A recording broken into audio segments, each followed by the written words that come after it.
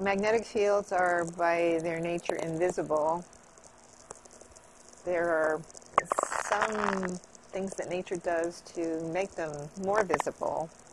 For example, in the corona, the magnetic fields control the atmosphere to the extent that you can see loops. We consider that those loops are, in fact, pictures of the magnetic field that we're seeing.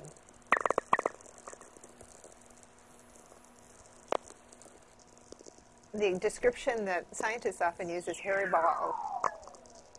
Some of the hair is ingrown so that the loop is attached to the sun at both ends, but some of the hair goes waving out, and when stuff gets on that open field line, it can stream out and become the solar wind. How hairy it is depends on where we are in the solar cycle. As active regions begin to emerge from the photosphere, it gets very messy, and so it gets hairier and hairier and messier as the solar cycle progresses.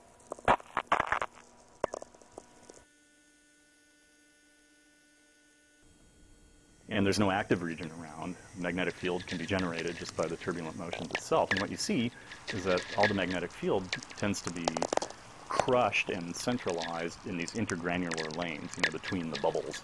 So if you're looking at the surface, you see these little dancing dots. And they'll appear, they'll emerge, and then they'll move around, and they'll hit each other, and they'll cancel or be submerged.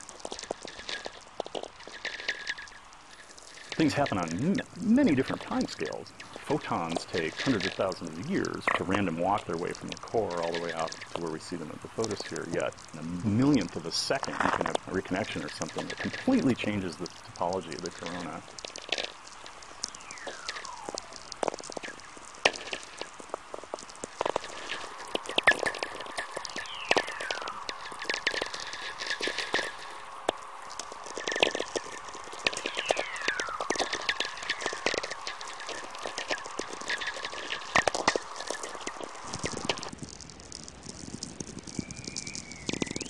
Any particle that is charged knows what the magnetic field around it is doing, and it has to move in a direction that's at least in part governed by the magnetic field.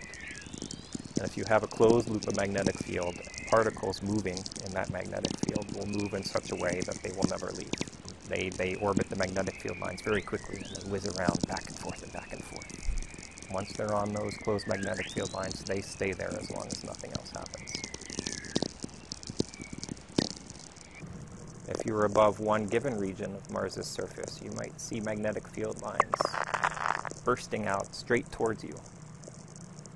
And as they get closer to you, they start to curve away and they turn so that they zoom off into the distance, and then they bend back and they go diving back down. But you're not seeing just one of these. You see this happening all around you.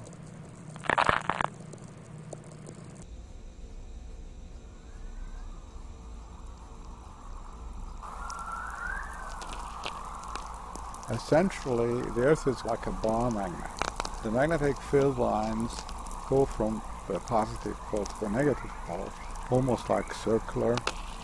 In the Arctic, where the magnetic field lines go a long, long way out, away from the Earth, if you go far enough away, they get so weak that the field which is being brought here by the solar wind from the sun actually interacts and almost neutralizes the Earth field. And therefore the particles which are attached to these fields can come out and bombard the atmosphere, and that creates the auroral light.